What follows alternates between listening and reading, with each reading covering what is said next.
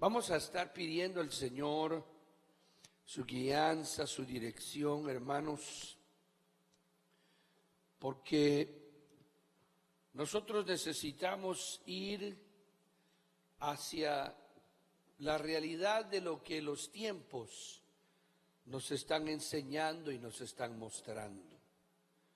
La iglesia se guía por la guianza del Espíritu y la vida espiritual de los congregantes en una congregación como esta se guían y se dirigen por la realidad de la guianza del Espíritu de Dios.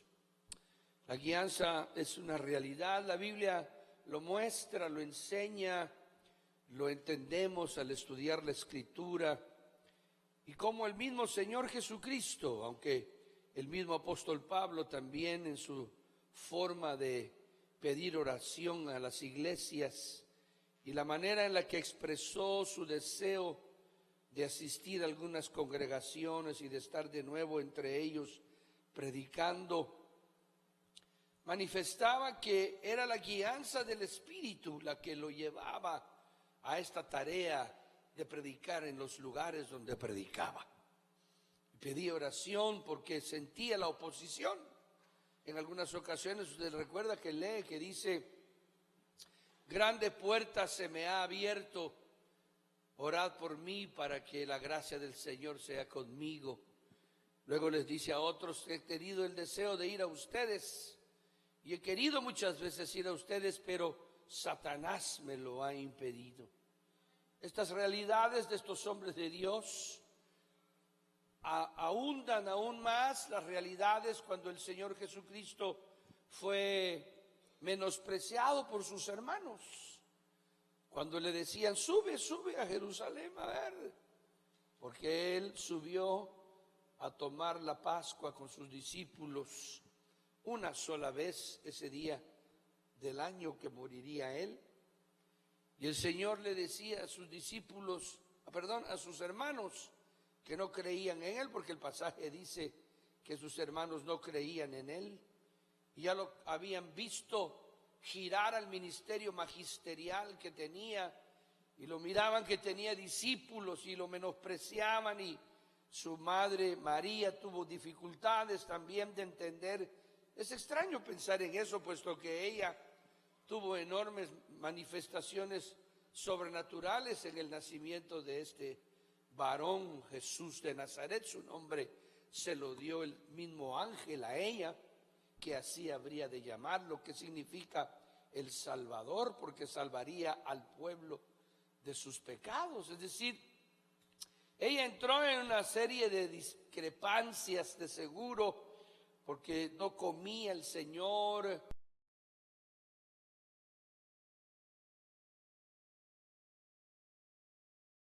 entregado en esos años de su ministerio público, y en ocasiones dijeron: está fuera de sí, él no está normal. En alguna ocasión el Señor hasta tuvo que ser muy fuerte cuando lo buscaron en una predicación que él estaba dando. Le dijeron: tu madre, tus hermanos te buscan. De seguro habían roces de esta naturaleza, y el Señor dice: ¿quiénes son mis hermanos? ¿Quién es mi madre y mis hermanos? Son estos que están aquí, dijo, haciendo ver que ella y él no tenían una relación con familiar muy normal a causa de su ministerio tremendo. Entonces el Señor en esa ocasión le decía que él se guiaba y se dirigía por el Espíritu, porque la guianza del Espíritu es una realidad en una iglesia. Debe de ser una realidad en una congregación que tiene tantos años como esta. Debemos hacer las cosas conforme el Espíritu nos guía, conforme el Espíritu nos dirige. Hay circunstancias que tenemos que notar, que hay que hacer transformaciones de muchas cosas, y tenemos no tener que tener miedo para hacerlas. El ministro no debe de tenerle temor a ningún cambio, ni no debe de pensar que es su mente la que dirige la iglesia, y no debe nunca de arriesgarse a que su mente sea el que dirige la iglesia, porque la Biblia dice que el Señor le dijo a sus hermanos, les dijo: ustedes pueden subir en cualquier momento, porque ustedes no tienen quien los guíe, pero yo, dijo, yo soy movido por mi Padre que está en los cielos. Es decir, Pablo, hablando mucho más profundo en la carta a los romanos, habla de la guianza del Espíritu, y la Biblia dice que los que son guiados por el Espíritu, estos son los hijos de Dios, y que el que es guiado por el Espíritu es como el viento que sopla, pero que en realidad el viento no sabe de dónde viene ni para dónde va. Y luego añade, así son los que son guiados por el Espíritu. La Biblia habla innegablemente de que el creyente, de que el Hijo de Dios, congregaciones cristianas, deben de tomar en cuenta esas verdades espirituales. Y necesitamos orar profundamente, porque he estado sintiendo un cambio muy fuerte que hay que hacer acá en la iglesia. Y estoy pidiéndole al Señor que me dirija. Tengo ya varios años de estar orando. Ya esto no es una cosa de ayer. Es varios años que estoy orando, porque el que es guiado por el Espíritu, hermano, son los hijos de Dios. Y debemos saber que estamos en tiempos espirituales para nosotros. Estamos frente a realidades de días de peligro, de una sociedad en la que vivimos, en donde hay que sacar todo provecho con sabiduría para el bienestar espiritual de los que buscamos al Señor. Fíjese bien lo que le voy a decir otra vez. Debemos de sacar provecho de una manera profunda, fuerte, de la vida diaria, viviéndola con sabiduría y tomando y haciendo los cambios que hay que hacer con sabiduría para beneficio de nuestra vida espiritual, que cada día está siendo más impedida por el mundo en el que vivimos. Por eso es que se debe de vivir sabiamente, sabiendo que nuestro principal interés es la búsqueda espiritual, a lo menos el creyente. Su principal motivo de existencia es el cultivar la vida espiritual. ¿Por qué? Porque él piensa ser cristiano hasta el día en que se muera. Piensa morir en fe. Démosle palmas al Señor. Bendita sea la misericordia de Dios. Nosotros no somos de los que retrocedemos. Nosotros somos de los que perseveramos. Démosle palmas al Señor. Perseveramos hasta el final. Entonces hay ciertas cosas que hay que tomar en cuenta.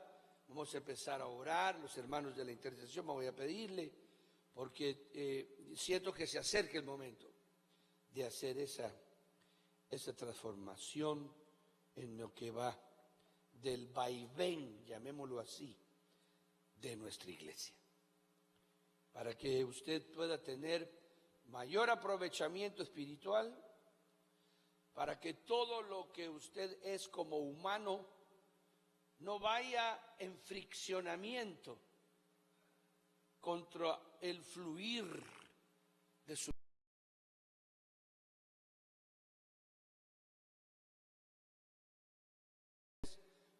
no entra en sabiduría y fricciona de una manera violenta por su religiosidad y por su forma de ser violenta. La gracia hay que saber entenderla, interpretarla y entender por qué vino, porque es la última oportunidad.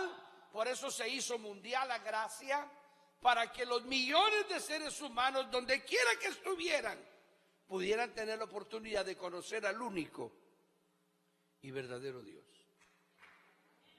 Esa es la realidad.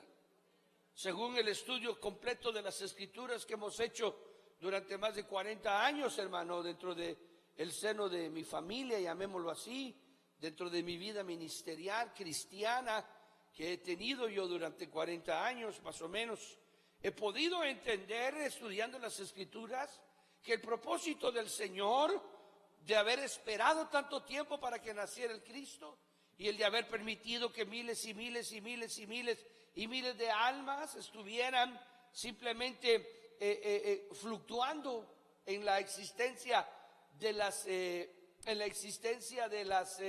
generaciones que han pasado, y los cientos de años y miles de años que han pasado desde la creación de Adán, y ver cómo el Señor al final de los tiempos trajo la luz más grande que alumbrará jamás a este mundo. La gloria de Jesucristo, su nacimiento, su ministerio, su manifestación espiritual, resucitado y extraordinario y glorioso por 40 días y 40 noches, que culminó con una ascendencia sobrenatural, donde más de 500 personas lo vieron irse vivo al cielo. Hubieron testigos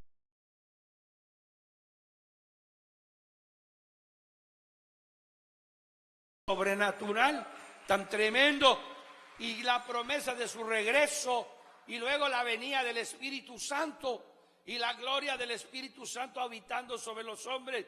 Y estos 2000 y pico de años que han pasado, ¿qué es lo que está haciendo?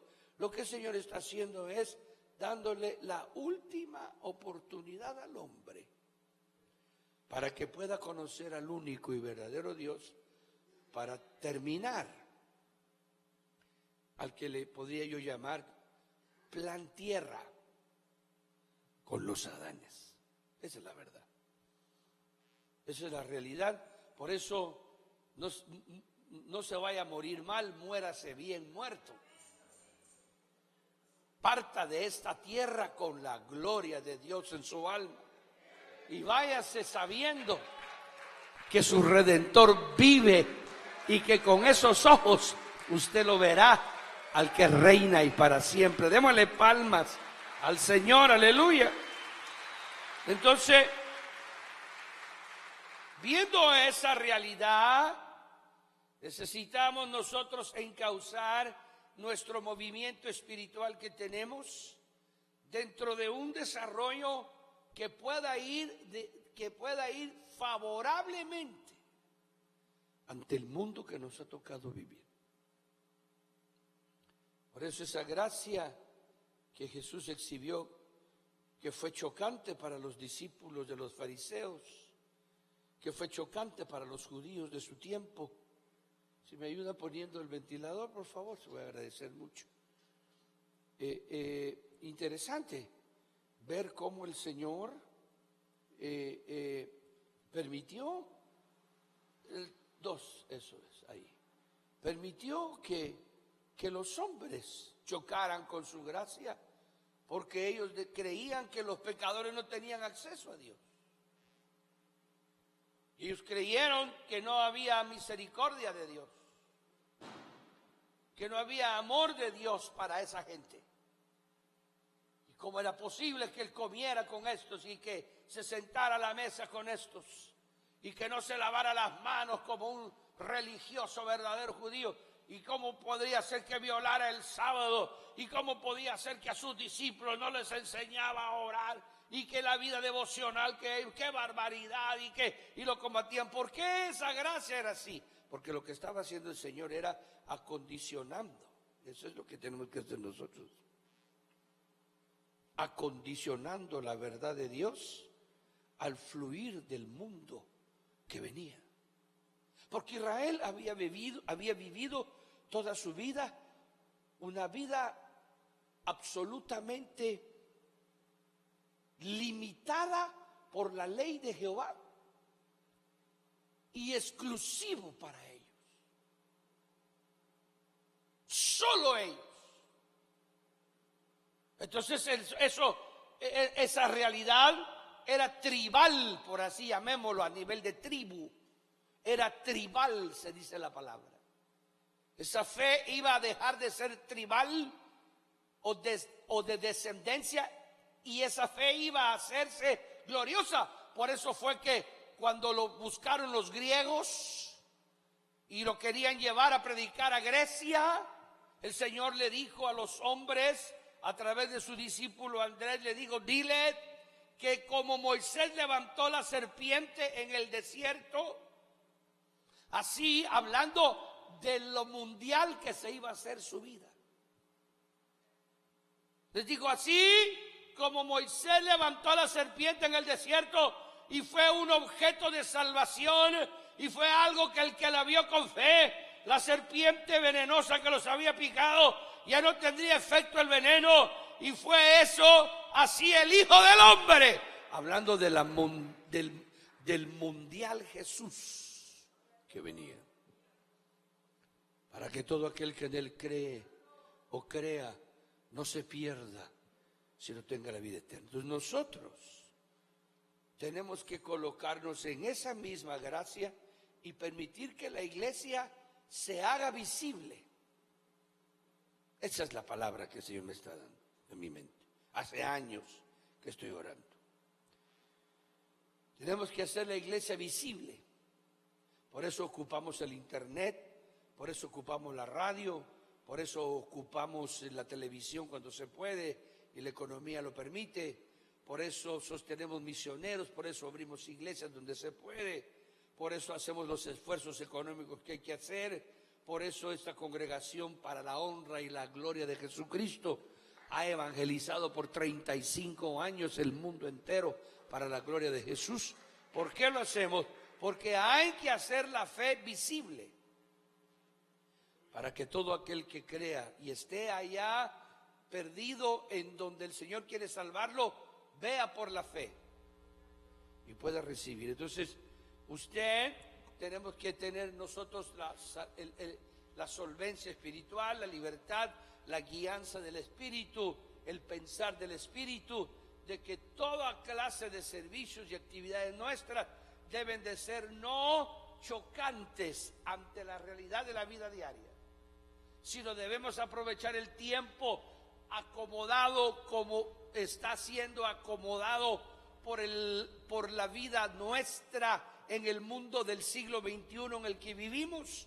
No podemos vivir nosotros con ideas del siglo XVII, del siglo XVIII, del siglo XIX, del siglo XX, creyendo que con eso haremos que la iglesia se haga visible. No, vamos a hacernos invisibles por nuestra recalcitrante manera de pensar, por nuestros legalismos, por nuestras costumbres, por nuestras religiosidades, por guardar pensamientos y mandamientos de hombres y no buscar la presencia de Dios. Eso es ser guiado por el Espíritu. ¿Para qué? Para que en el mundo que estamos viviendo, nuestra fe está al tiempo del Espíritu guiado para que se haga visible a los perdidos del siglo XXI.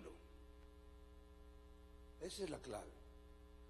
La iglesia ha hecho lo contrario y a otros se les ha pasado la mano, porque con ese principio verdadero han mundanalizado la fe y la han trastocado y han dejado los principios espirituales que nunca la iglesia debió de abandonar, porque lo que hace a la iglesia gloriosa y visitada por Dios es la fe que le fue entregada por los apóstoles. Y eso lo voy a ver hoy con usted. Y leamos, porque ya son las 8:30, aquí no sé cómo pasó el tiempo.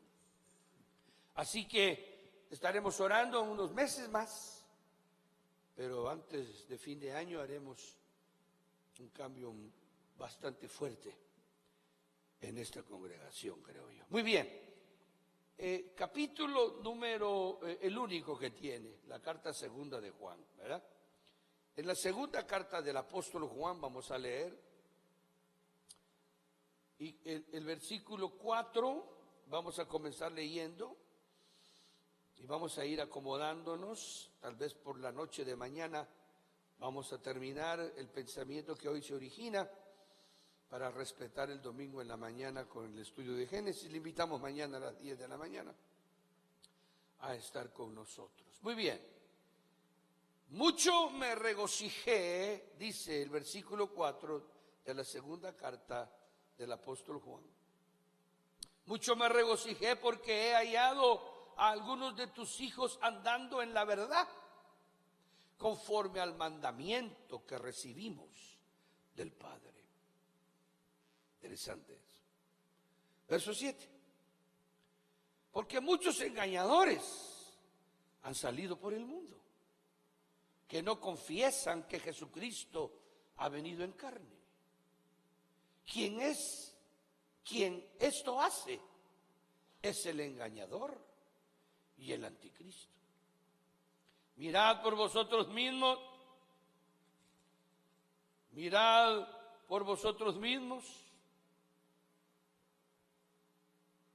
para que no perdáis el fruto, oigan eso, de vuestro trabajo, sino que recibáis galardón completo. Cualquiera que se extravía y no persevera en la doctrina de Cristo, no tiene a Dios.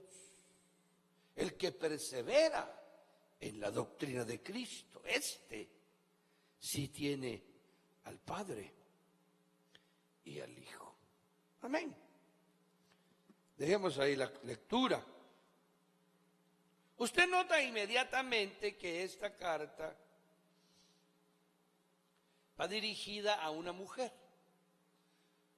que era, según los leemos aquí, muy amada por el apóstol Juan.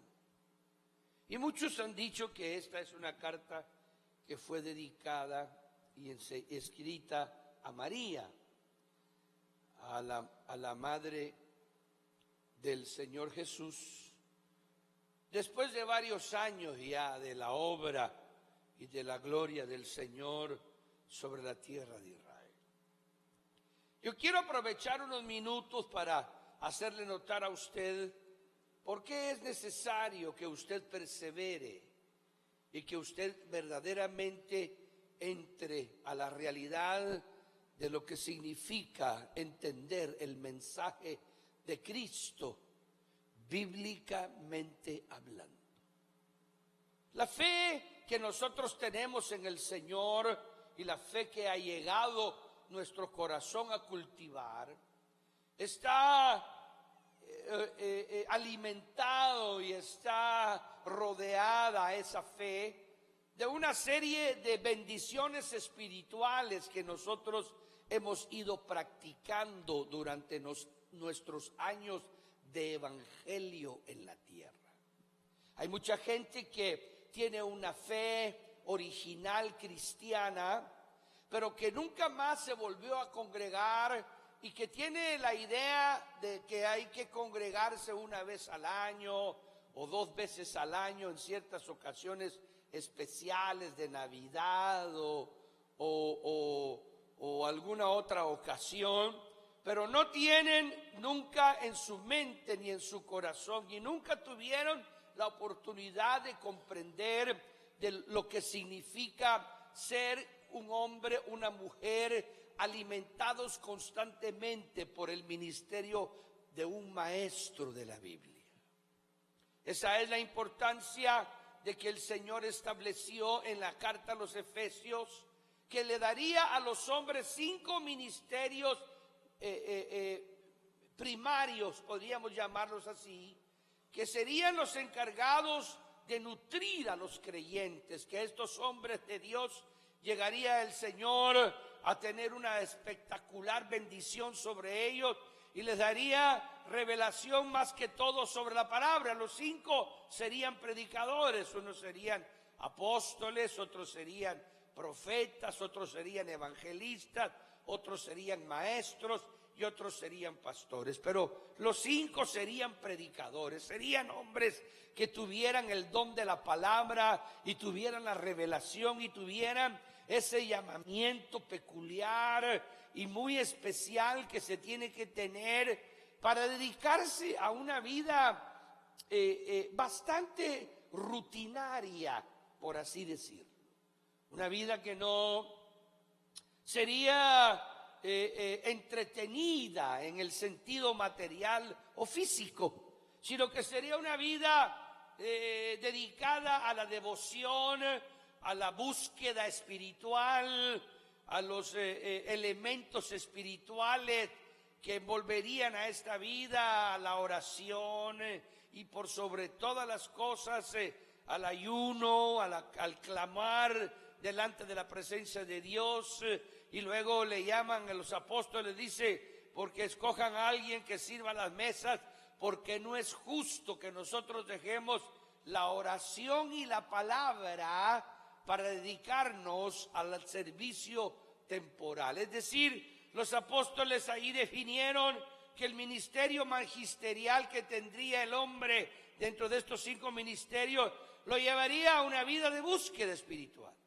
que tendría que ser una persona realmente dada a la devoción y que esa vida le iba a ser difícil cultivarla, que no era sencillo, que iban a tener que pasar años de quebrantamiento, de problemas, de dificultades, pero que el llamamiento los sostendría y que el Señor, el compromiso que tenía con estos verdaderos llamados, les daría fortaleza, les daría templanza. Y cada uno de los hombres que vemos en los evangelios y que vemos en el libro de los Hechos y llevado en el Nuevo Testamento, fueron hombres que Dios los rescató, que Dios los ayudó. Vemos a Timoteo en problemas como joven que era, que estaba empezando, a otros hombres de Dios, que Pablo se encargó de ayudarlos con palabras de aliento, porque estaban en medio de trifulcas, porque estaban todavía siendo formados por esa austera y difícil vida ministerial. Estos hombres tendrían que entender la Escritura y tendrían que entender para poder darse cuenta que su trabajo consistiría en hacerle entender a la gente que les llevara el Espíritu para oírlos durante años, que ellos pudieran entender la realidad de lo que significa la fe, pero en una dimensión distinta, puesto que la fe era una diversidad de vida para el hombre, porque iba a influenciar la vida diaria, iba a influenciar con señales, con milagros, con prodigios, iba a influenciar con alabanza, con bendición, con manifestaciones de Dios, de gracia y de misericordia. Y eso iba a hacer que la gente se interesara por un Dios de esa naturaleza, que el ministro no tendría que hacer nada para motivar a la gente a buscar a Dios en el sentido estricto de la palabra, que la alegría de esta gente, que la bendición de estas personas dependería del Espíritu Santo que había descendido a la tierra, y que los gentiles, que eran gente fuera del respeto a las cosas de Dios, el Espíritu Santo era el único maestro verdadero que podría enseñarle la santidad, la consagración, que solo el Espíritu Santo podría enseñarle al hombre gentil que ahora en Cristo iba a ser llamado y que no iba a ser entregado a una vida austera y a una vida obligatoria como lo hacía la ley de Moisés, sino que el Señor habría de cambiar de una manera tan tremendamente fuerte el trato con el hombre, que no lo iba a obligar a una vida de enclaustramiento, sino que en medio de su diario vivir, que habría de visitar al hombre, y lo ha visitado en el siglo primero, en el siglo segundo, en el siglo tercero, en el año 100, en el año 200, en el año 300, en el 400, en el 500, en el 800, en el 1000, en el 1200, en el 1400, en el 1800, en el 2000, en el 2016. Y millones de gentiles tendrían la oportunidad, juntamente con los judíos, a quienes por misericordia Él tocaría y le abriría el corazón, pero si no, los dejaría a ellos para que fueran tratados aparte, porque ellos, Dios tenía un trato con ellos desde Abraham, de Isaac y de Jacob, y que Él sabría lo que estaba haciendo con los judíos, y Él sabría lo que hacía con Jerusalén, y Él sabría, y es fascinante leer la historia de Jerusalén desde el año 70, cuando fue destruida por Tito, y fue destruido el templo, y cuando uno lee la historia de Israel, se da uno cuenta y dice qué maravilla es Dios, qué extraordinario ha sido el Señor. Y como Pablo hablaba en el siglo I que había un remanente de judíos y que Israel estaba siendo cegado por un tiempo, pero que cuando se terminara la plenitud de los gentiles volvería una vez más con ellos. Y uno lo ve porque vivimos en el 2016, en 1948, Israel vuelve el Señor a tratar con ellos y se asombra todo el mundo, y todo el mundo queda el grito al cielo de los que estudiaban la palabra y de los que leían la palabra, porque ven que Israel es la higuera que florece, y lo ve uno y dice uno, Dios mío, y los tiempos finales, etcétera, y la Biblia cobra vida a través de los tratos con Israel, pero los gentiles siguen de todos modos siendo alcanzados por Dios. Pero estos maestros tenían que enseñarle a los hombres que estuvieran vivos durante el día en que ellos estuvieran vivos. Cada uno tendría de estos ministros la responsabilidad de ciertas miles de almas, y que por cada lengua y cada nación y cada país habrían predicadores de estos 5 ministerios, y que estos 5 ministerios se proliferarían y serían prolíferos entre los gentiles, y que el Señor llevaría, así como llamó a los primeros ministros apóstoles, los llamó judíos y los llamó israelitas, porque así quiso Él que se hiciera el trato de Dios con los hombres. Y a Pablo lo hizo perito arquitecto de la iglesia, y lo llamó también siendo judío, y los primeros predicadores y los primeros evangelistas y los primeros misioneros fueron judíos también, que salieron de la misma Palestina que el Señor, hasta que se convirtieron cientos de miles de millones de gentiles, que dentro de ellos hubieron extraordinarios predicadores durante todas las edades, y que le daría responsabilidad a estos hombres de ciertas almas.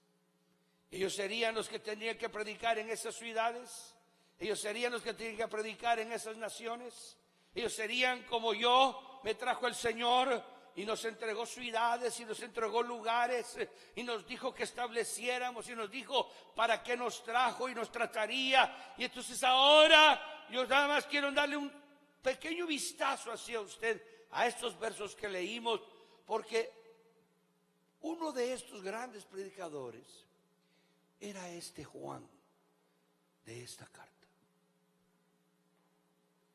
El tiempo que a él le había tocado predicar era exquisito, porque cada palabra que decía era una palabra apostólica. Hoy hay unos que se llaman apóstoles y dicen, mi palabra es apostólica. A mí me encanta burlarme de eso, por eso hago esa expresión. Esto es mala educación, nunca lo haga. Pero me encanta hacerlo, es mi gusto generacional. ¿Por qué? Porque estos eran apóstoles, pero su importancia era más grande. De 1000 apóstoles que hoy se nombran, el dedo gordo de uno tal vez es apóstol. Porque no puede ser que esto sea pan caliente. Es imposible, es demasiado grande este evangelio para ser manoseado entre los hombres. Pero oiga esto, este apóstol que está aquí, cada palabra que decía, cada concepto que decía, lo decía porque estaba empapado de la mente de Cristo. Había oído cosas, había visto cosas, había sido entre las primeras mentes que había sido llevado al conocimiento humano de que Dios se había hecho hombre. Y este hombre ahora pasaron los años y está anciano, y ahora le escribe a María,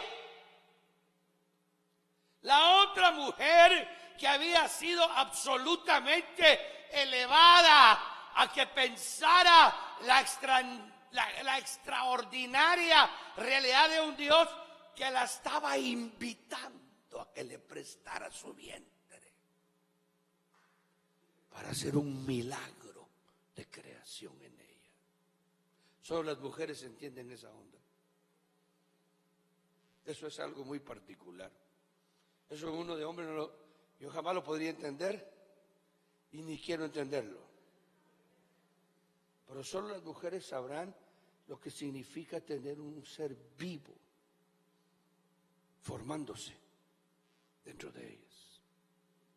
Y aquella mujer se dio cuenta, vio, entendió, comprendió, porque tuvo grandes luchas después, cuando lo vio desarrollarse, cuando lo vio crecer, cuando vio el plan de Dios en desarrollo.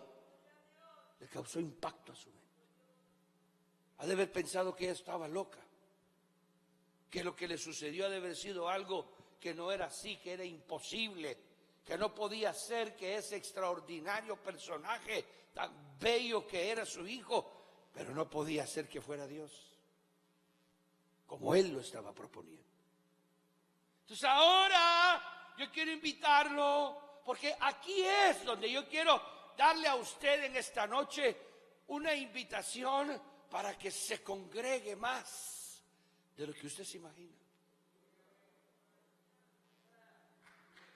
En donde quiero invitarlo para que usted, que está medio tibio, se dé cuenta que va a tener que empezar a hervir. Y por eso le estoy diciendo que vamos a hacer, como que fuéramos en un barco, y vamos a poner las velas y a girar el timón a favor del viento, porque queremos llegar al puerto. Y cuando se va hacia en contra del viento, no está correcto, está malo, porque el viento cambia de ritmo o cambia de dirección. Entonces por eso hay que saber manejar el barco, porque nadie navega a vela, estoy hablando, ¿verdad?, en contra del viento. Siempre el viento tiene que estar atrás. Por eso tiene timonel. Entonces ahora que veo eso y que entiendo eso, me doy cuenta la importancia de hacer los correctos cambios. La importancia de entender, porque ahora en este pasaje solamente quiero repetírselo a usted o leérselo a usted, hacerle ver a usted que esta es una carta en donde Juan tuvo el gusto de encontrarse con unos miembros de la iglesia que uno piensa que es María, el anciano a la señora elegida, dice el versículo 1. Por eso sabemos que era a una dama que le escribía, y él le llama la señora elegida. Entonces ahora Juan tuvo la oportunidad en algún lugar de la enorme Palestina donde este hombre ministraba, de toparse con gente que había sido enseñada por María. Yo quiero que usted lo note conmigo, con su permiso.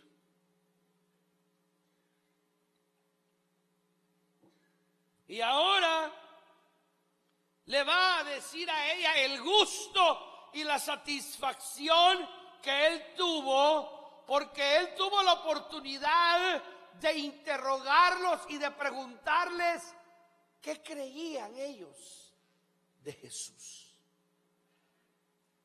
Esto es tan importante, hermano, porque muchos creyentes hoy en día no se dan cuenta que es importante qué doctrina es la que tú crees. No tendría sentido que la palabra dijera que hay que perseverar si no hay que perseverar en lo que se predica de Cristo. Jesús de Nazaret, al paso de los siglos, Se volvió no un movimiento de una extraordinaria resurrección de hace 15 días, de hace 20 días. ¿Cuánto duraría el milagro o la gloria de la resurrección? ¿30 años? ¿40? El último de los apóstoles que murió fue este que está escribiendo aquí, y fue aparentemente como en el año 70, más o menos, que él murió. Fue el que más vivió y murió absolutamente solo en una isla, abandonado, porque lo desterraron ahí, porque lo condenó uno de los césares de Roma a estar desterrado, porque era extraño que la vida no se le podía quitar, porque por alguna razón no se moría. Qué cosas, ¿eh?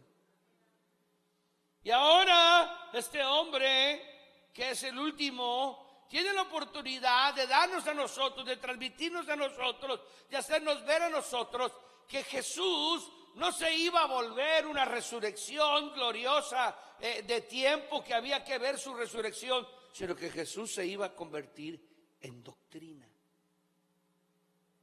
Que los principios espirituales de la verdad que el creyente debería tener en el alma eran fundamentales. Que lo que se cree, que lo que se tiene por fe, que lo que se tiene en el corazón y en la mente por una verdad espiritual, y que es por lo que uno persevera, es lo que verdaderamente lo hace a uno ser un creyente delante de Dios.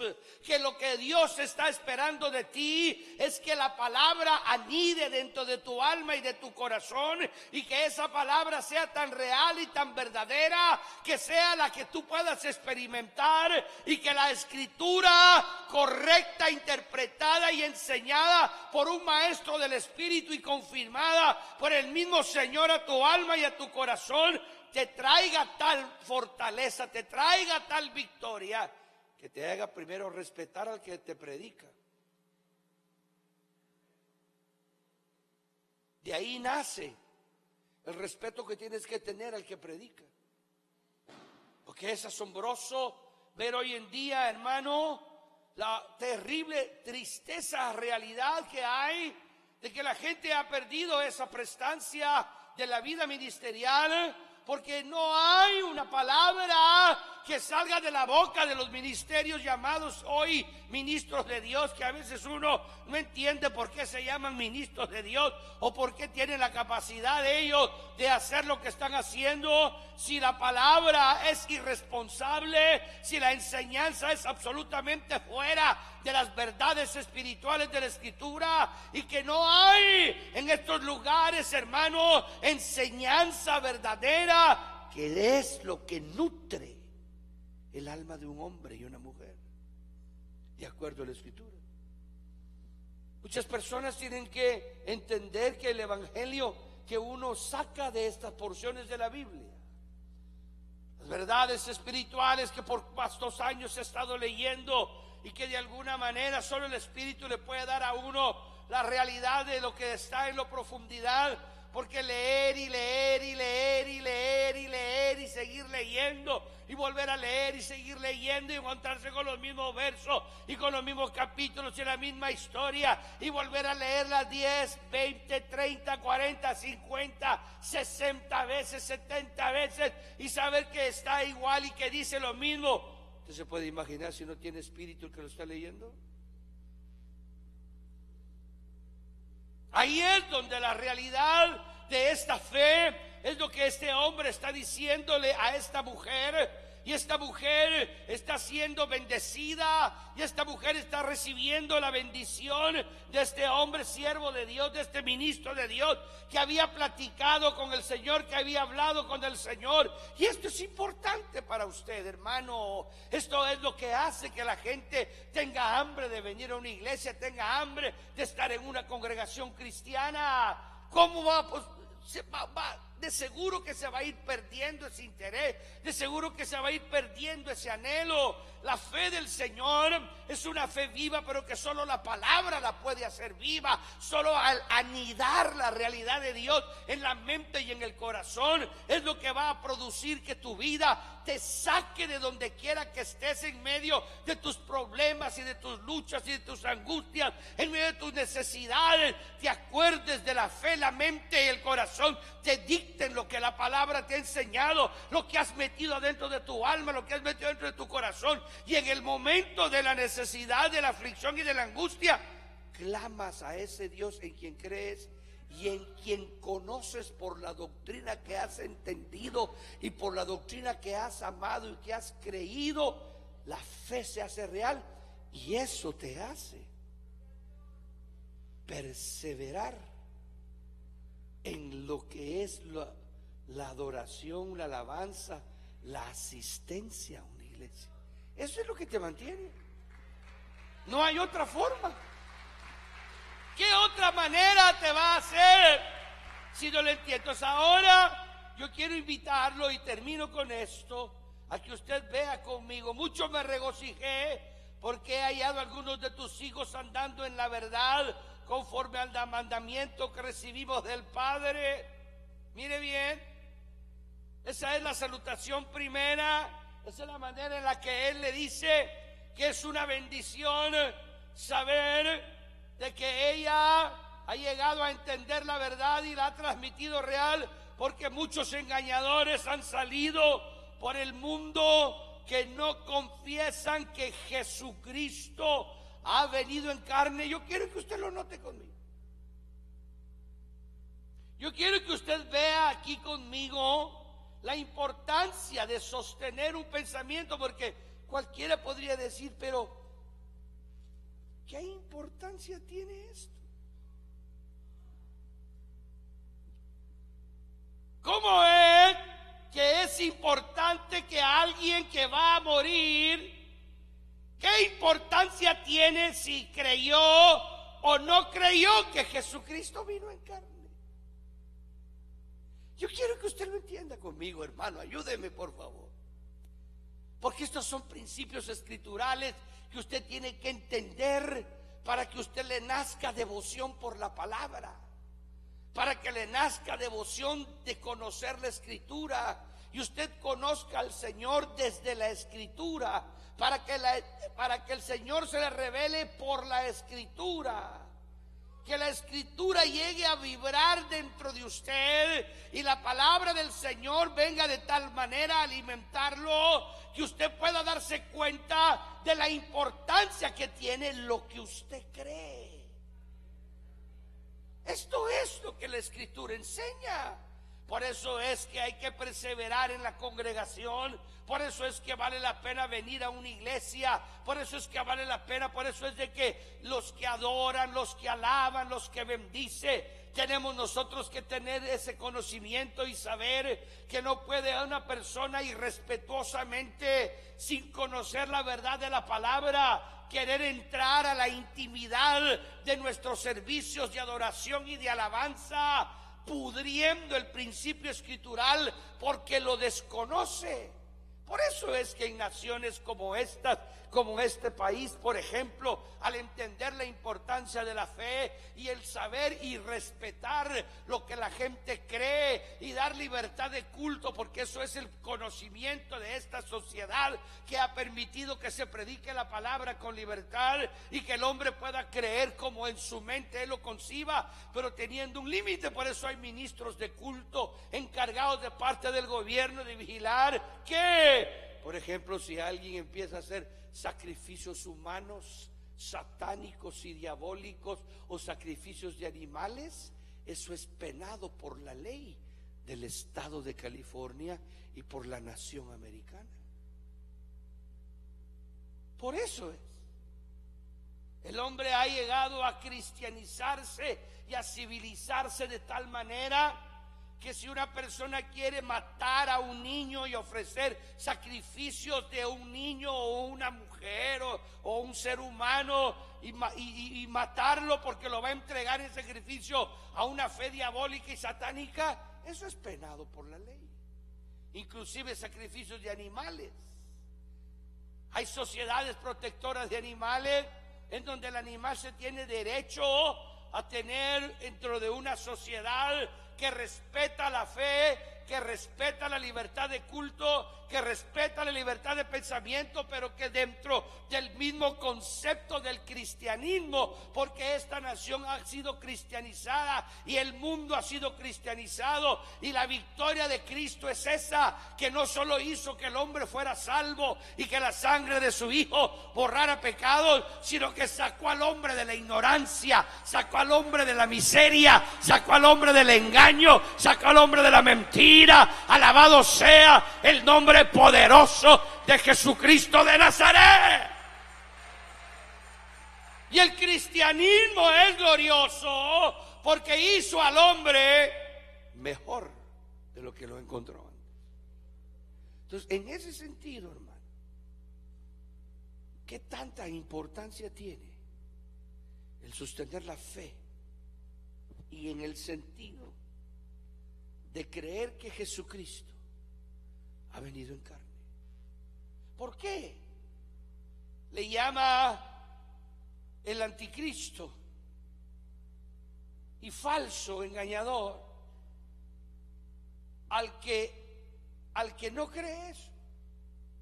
Dice, porque muchos engañadores han salido por el mundo que no confiesan que Jesucristo ha venido en carne. Quien esto hace es el engañador y el anticristo. Yo quiero que usted note, porque aquí es donde se da uno cuenta los primeros siglos del cristianismo y cómo fue que este evangelio fue penetrando las mentes y las sociedades que estaban absolutamente corruptas por siglos de ignorancia espiritual, abandonados por Dios. Eso es lo que nota uno aquí. Aquí se da uno cuenta la extraordinaria realidad de lo que es que el cristianismo penetra la mente más lúgubre, la mente más podrida, la mente más vacía, la mente irrespetuosa, la mente que no tiene concepto de una creación verdadera, de un Dios verdadero. Este es el poder del evangelio, este es el poder de la palabra predicada por el Espíritu Santo, este es el poder que vino a la tierra, esta es la gloria que vino a la tierra. La gloria que vino a la tierra es Jesucristo hecho carne. Alabado sea el nombre poderoso de Jesús de Nazaret. Esa es la verdadera verdad que tenemos que entender, que tenemos que comprender. Esa es la verdadera verdad que tienes que preguntarte si tú la amas, la crees, la conceptúas y verdaderamente confías. Porque si no, cuando te mueras, no vaya a ser que hayas creído en balde. Porque este ministerio apostólico de Juan le está dando la importancia y la está llevando a una realidad, y está elevando este mensaje a un principio fundamental de vida en el corazón del hombre. El hombre que se llama cristiano, el hombre que se llama hombre de Dios, el hombre que se llama cristianizado, pero que no tiene esta verdad en el alma, que ni siquiera se ha puesto a pensar en ella, que no es objeto de admiración en su mente, que no es objeto de constante plática mental, que no es una realidad de plática en la mesa, que no es una realidad de conversación en un almuerzo, en una cena, en un desayuno, en un momento de platicar con alguien que está ahí, amigo, compañero cristiano, hermano, que no te puedes poner a pensar y no puedes traer a colación en tu conversación la grandeza de la revelación que vino a la tierra, que Jesucristo vino en carne. Ay, hermano, no te vaya a ir difícil del otro lado, porque esa es tu responsabilidad antes de que te mueras. Esa es tu responsabilidad. Para eso te revelaron la verdad de Dios, para que la ames, para que te profundices en ella, para que lo adores, para que lo alabes, para que te des cuenta, aleluya, qué lindo es el Señor, qué bello es el Cristo. Por eso ese canto que estábamos cantando me llenó el alma. A ti atribuimos la gloria, a ti atribuimos la honra, a ti atribuimos honor y majestad, aleluya, a ti, Señor. ¿Por qué? Porque hemos creído. Y nosotros no somos engañadores ni anticristos. Mirad por vosotros mismos, qué tremendo es eso. Mirad por vosotros mismos para que no perdáis el fruto de vuestro trabajo. Uy, ahí se me adelantó el versículo a lo que ya dije. Ahí está diciendo que mires bien, que no vaya a ser que todo el tiempo que pasaste a brincar y a saltar aquí enfrente haya sido exhibicionismo, carnalidad y una mezcla de sensualidad pagana, burda y vacía, que hace que Dios se sienta ofendido más que agradado con semejantes desplayes de ignorancia doctrinal. Nosotros no deberíamos de permitir que la gente viniera aquí a hacer lo que se le da la gana. Sé que amamos la libertad y somos conscientes de que aquí no somos para juzgar, pero hay gente, como dice la Escritura, que son manchas en nuestras reuniones. ¿Por qué? Porque hay gente que ha raído en la desfachatez y no conoce la palabra, no conoce la doctrina. Su vida no está nutrida de un principio espiritual genuino, comprensible, lleno de verdades doctrinales que lo hagan elevarse de tal manera que su alabanza y su adoración no es una desfachatez, sino que edifica, no como hay personas que dan ganas de sacarlos a balazos de aquí.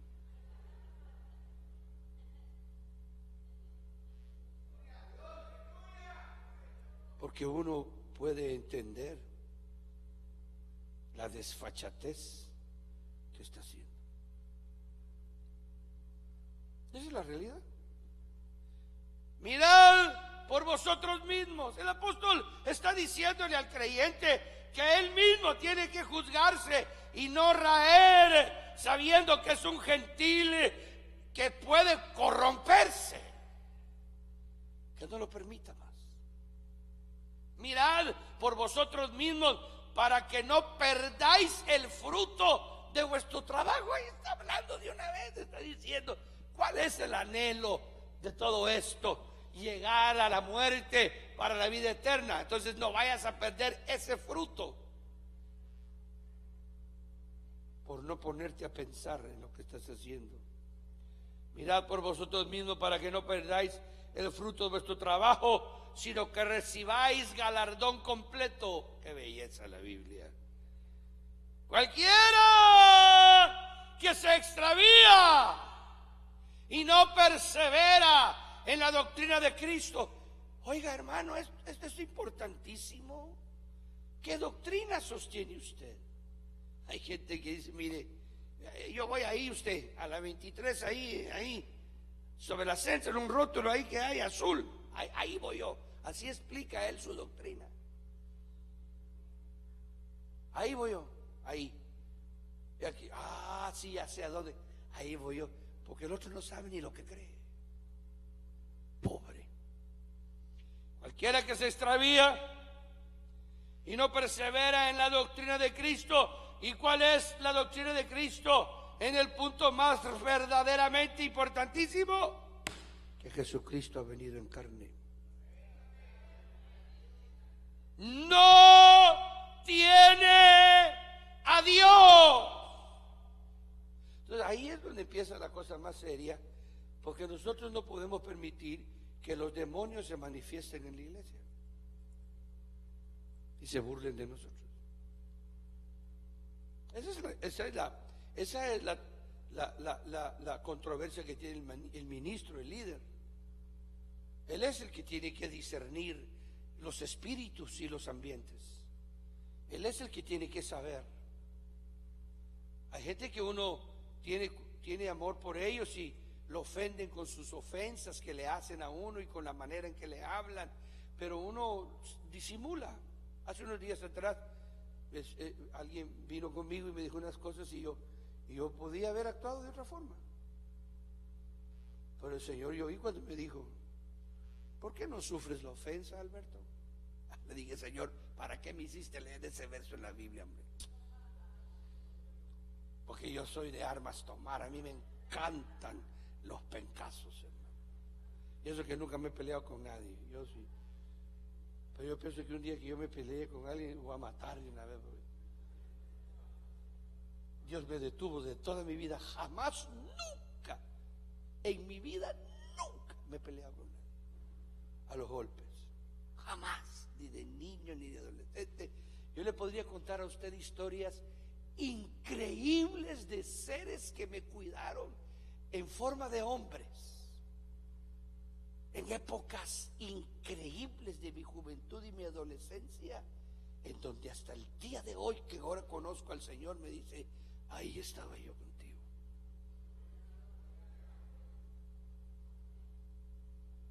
Aquí tremendo. Yo le podía contar unas cosas, hermano. Ahorita me recordé de Hugo Delgado. Es seguro que en el cielo lo voy a ver. Tremendos.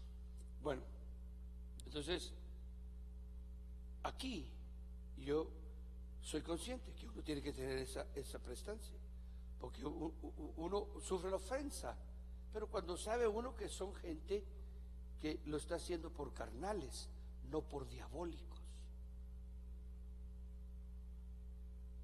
Es muy diferente cuando uno carga al débil y uno dice: no, yo sufro la ofensa, entonces lo cargo y lo llevo, porque así me enseña la palabra, entonces yo lo hago, ok. Pero cuando uno sabe que la ofensa viene de un demonio, a eso es diferente. Eso es muy distinto, porque cualquiera que se extravía, ese es un cristiano. Ese era un hijo de Dios que por su falta de no mirar por sí mismo, según el versículo 8, en el 9, ya está extraviado. Usted se puede imaginar una persona que se extravió de la verdad, lo que atrae para él, porque aunque se extravió de la verdad, sigue viniendo al culto. Ese es el punto. Ya se identificó con la religión, ya le encantó el culto, ya le encantó lo religioso, porque hay religión, es lógico, todo esto es religión, pero si hay solo religión en esta gente, pobre. Pero si esto que hacemos tiene una forma espiritual, eso es lo que le da vida. Aunque el hombre solo mira lo exterior, pero nosotros sabemos el principio espiritual, de dónde nació la alabanza, la adoración, los cantos, la alabanza, los gritos, los saltos aquí y allá. Pero si ese que se extravió y está atrayendo ya otros espíritus y se viene a meter y va a participar, ahí es donde la Biblia dice que no le podemos seguir diciendo bienvenido. Cualquiera que se extravía y no persevera en la doctrina de Cristo no tiene a Dios. El que persevera en la doctrina de Cristo, tiene al Padre y al Hijo. Es más profundo ahí. Hablar del Padre y del Hijo es lo más hermoso que hay para mí en los últimos años de mi vida. Oh, hermanos, yo soy consciente que este libro se ha transformado para mí. Es más exquisito, es más bello, es más abundante, es asombrosamente rico en enseñanza de Dios.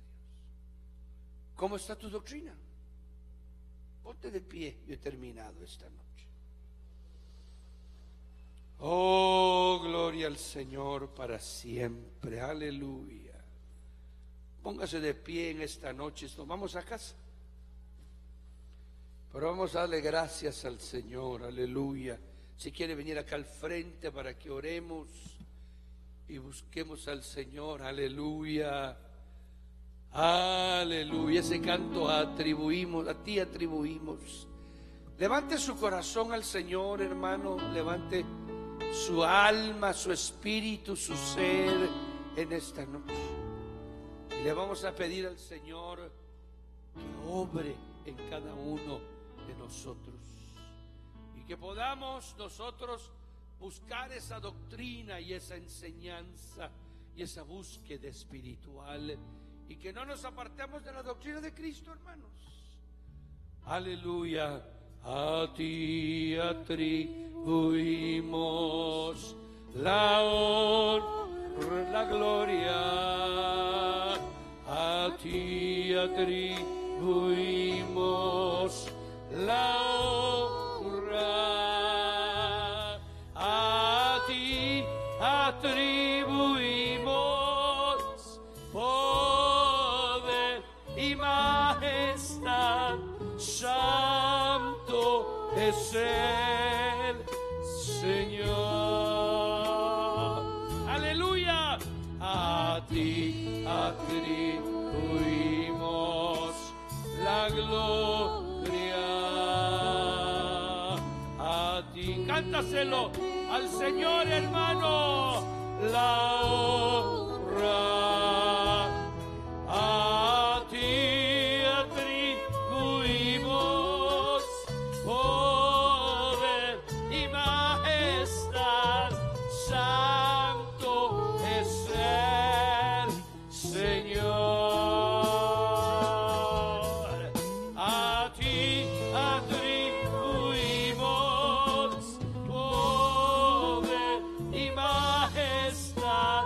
Santo es el Señor. Una última vez. Y a ti atribuimos la gloria. A ti atribuimos la honra. A ti atribuimos poder y más. Díselo al Señor. Santo es El Señor. A ti atribuimos poder y majestad. Santo es el Señor. Levanta tus manos en esta noche. Permite que el Señor venga a juzgar tu alma, tu vida, y que tu palabra, hermano, sea sazonada con sal, que es la enseñanza de la palabra. Deja que sea el Señor el que glorifique tu confesar y tu adorar y tu alabar, sea el reflejo de la doctrina que tengas en el alma, el respeto que le tengas al Señor, que se refleje en el respeto que tienes a la casa donde adoras y donde alabas. Déjame decirte que el Señor está dándote la oportunidad de conocerlo y de amarlo y de adorarlo. Y hoy es el momento en que lo entiendas. Padre, te damos gracias en esta noche. Gracias por tu misericordia. Gracias por tu bondad. Padre, en el nombre poderoso de Jesucristo, pedimos, Señor, en esta hora por